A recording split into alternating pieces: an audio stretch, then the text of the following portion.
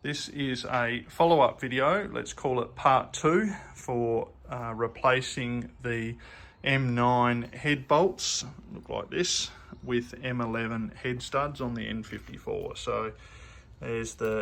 So that M9 bolt was originally in that hole, and now it's been replaced with an M11 stud. So if you haven't seen the first video in this series, let's say, check the link in the description, and you'll need to watch that first because it explains how we got to this point. Now, in the first video, I raised some concerns about the studs on the corners sitting up higher potentially than the rest, and it was unwarranted. So a little straight edge on there. All of these head studs are just screwed in finger tight, and you'll see there that this corner one, which I thought was going to be sitting proud of the others, is actually sitting about 2 millimeters lower, which isn't a problem. In fact, as you'll see later, it's actually a bit of a blessing that it's a bit lower.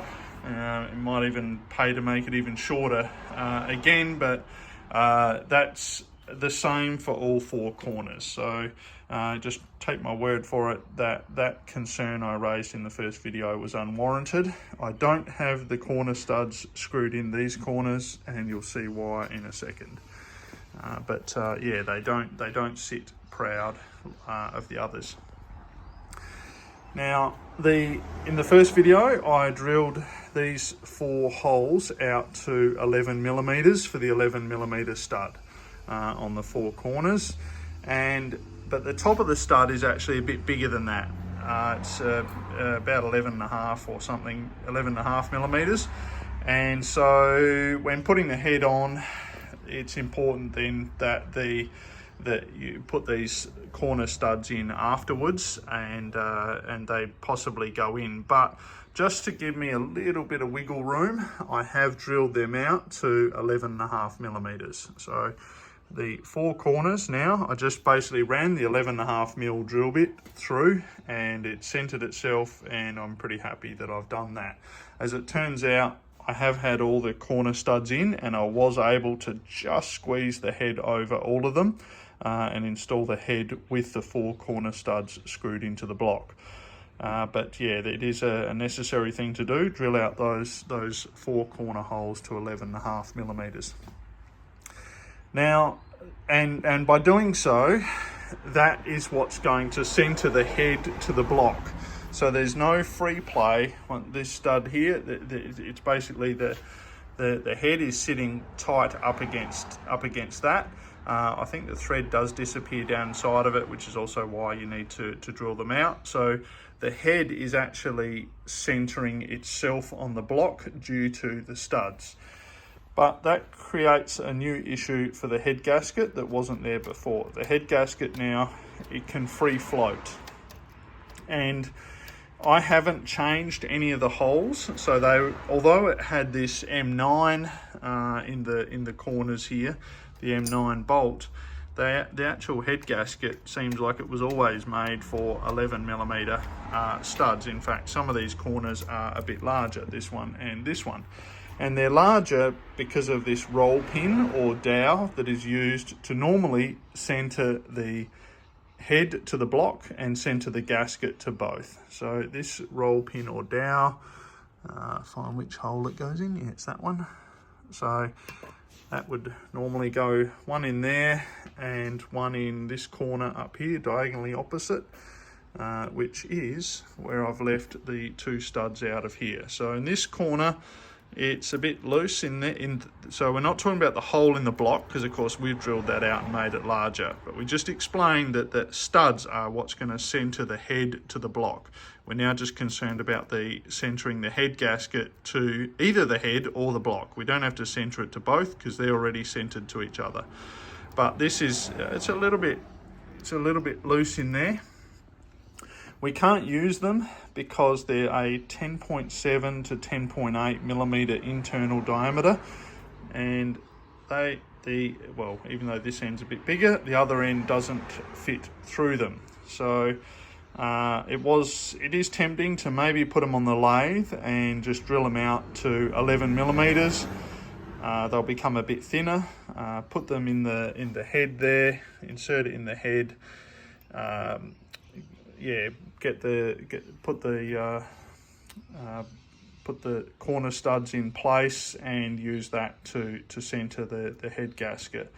And then if these ever drop out of their little pocket in there, which as you can see, I can just push it in and out pretty easy, so it could drop out of there. All it's going to do is drop in that hole, and it's going to be captive in that hole wrapped around the stud. So maybe you have a little bit of metal rattling around inside your engine, inside of the hole I should say. It's not going to do any damage, but still seems a little bit messy. On this corner is actually where it does most of the centering work, so it's a relatively tight fit in there. There's about maybe 1/3 of a millimetre or 1/2 millimetre clearance. So this corner actually is doing a lot of the work of centering the head gasket to the head and the block. So I still need to center this gasket. Another option is using these dowels is these 2 holes here, which are oil ports, I believe. Yeah, I'm pretty sure they're oil ports. Would be to drill them out to this, I think it's a 12 or 12.5 millimetre OD. So this is one of the dowels that normally goes in the corner of the block. There's the part number there. And they do fit nice and snug in there. They're a nice fit in there, same sort of fit that they are in that hole. The problem is I've already assembled the bottom end of my engine, and the last thing I want to do is put metal shavings down inside of it. So if you aren't at this stage yet, that could be an option for you. And then on the cylinder head, that's the hole there and that hole there. Just drill them out. You're not drilling the whole hole out, just going in about, well, half of that distance, maybe 5 or 6 mil into the head and into the block, and just drilling those corners out, and that would allow you then to center the head gasket at that end of the engine. And if they were centered on there might still be a little bit of sideways movement up here, but it probably would be adequate. But as I said, I can't do that. I'm too far down the track with this assembly to drill out the holes for that roll pin. So my idea is that with the stock head gasket has 3 rivets in it. 1, 2, and a 3rd rivet. I'll rest that there. It's normally here.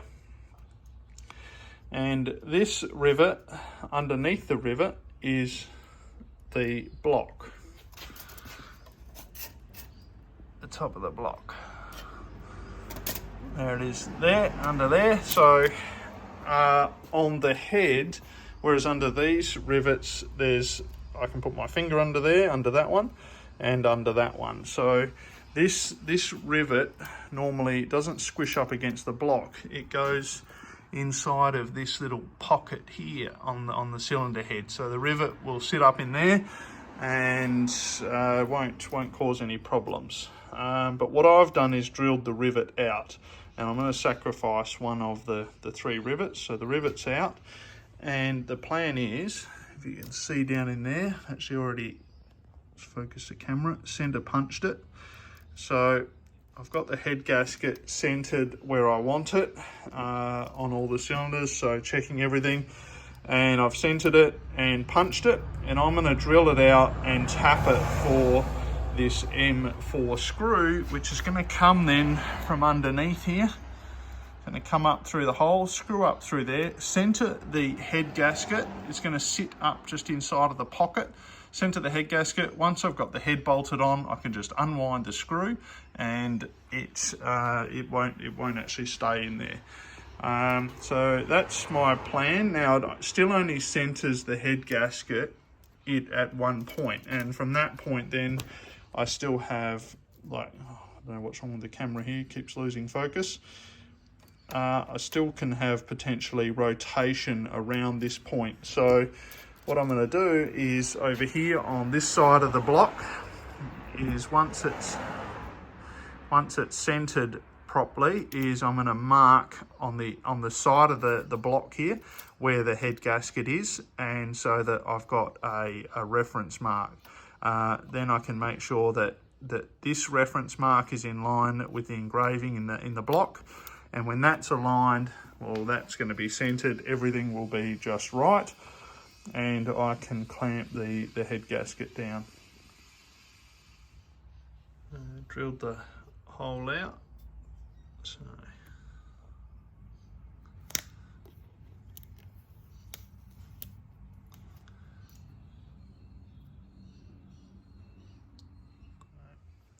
the hole here for the head gasket is drilled and tapped, so time for the head gasket to go on.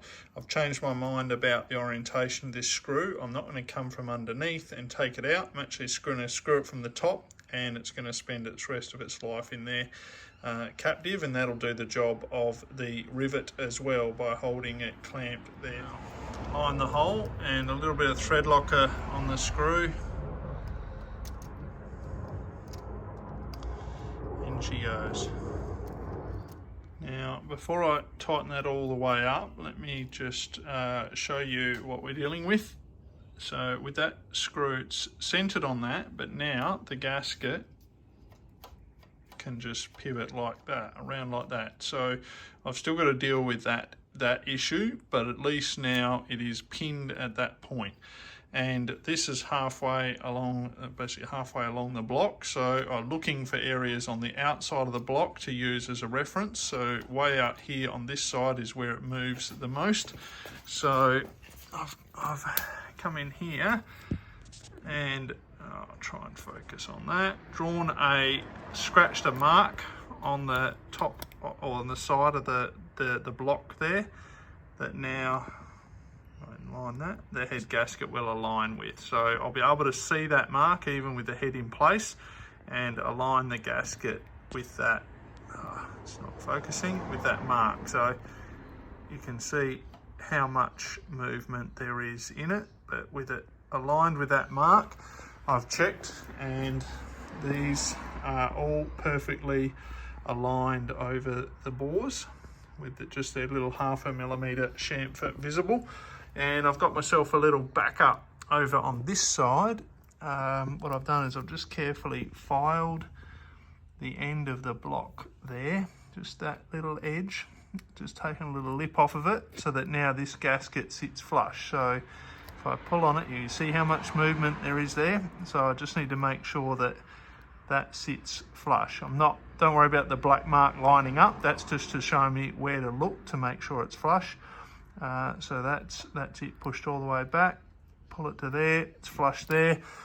This other mark over here lines up, and that's how I'm going to center the head gasket.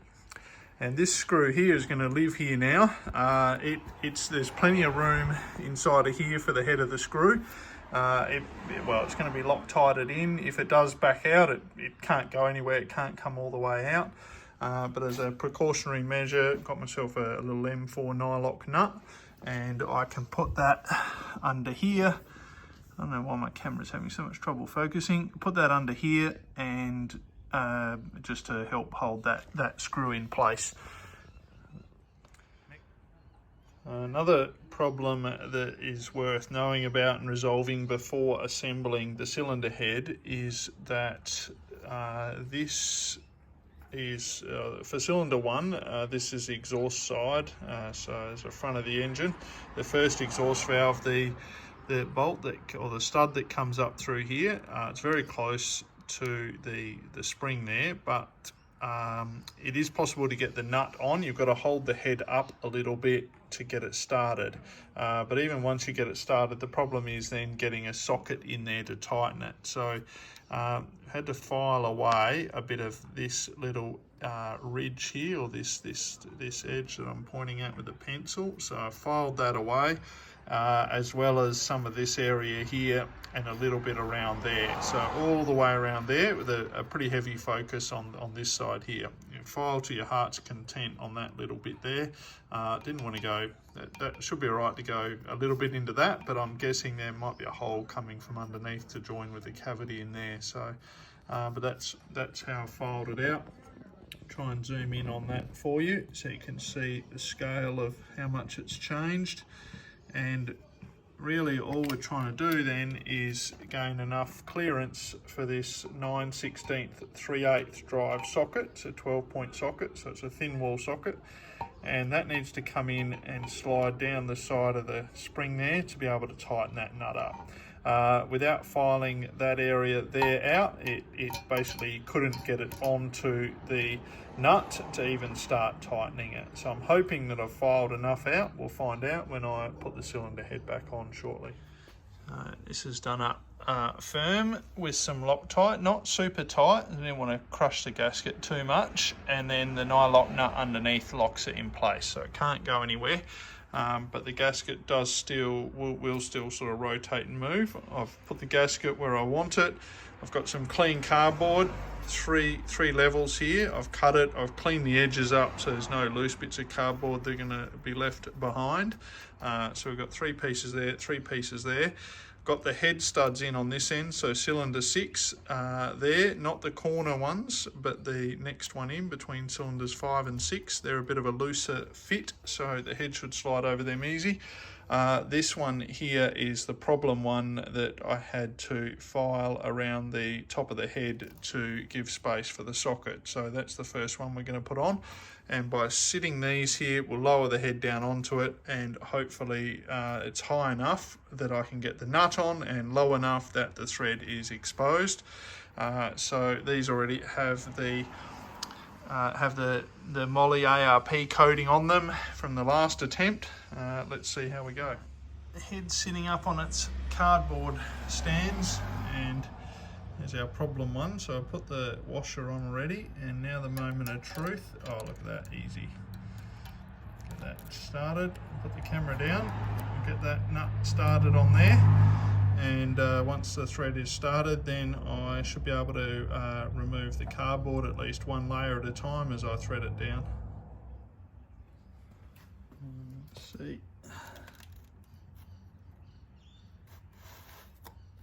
So I'll get game of Jenga. There we go. One. Screw it down a little bit further.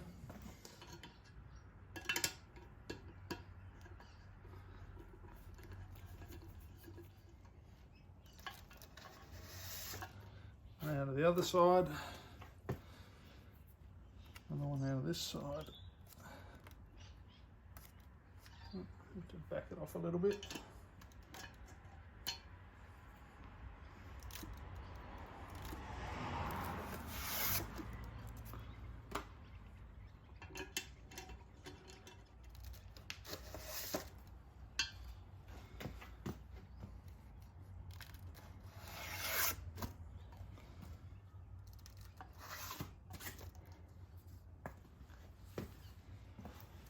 There we go.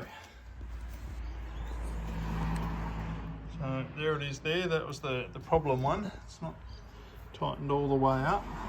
Just grab my socket. You've got to come in on a little bit of an angle. I can get in there now and see how much clearance I've got. I've got quite a bit from that little ridge that I filed back, but that was needed to get it started. But there we go, turning that now, and I'm confident I should be able to torque that up.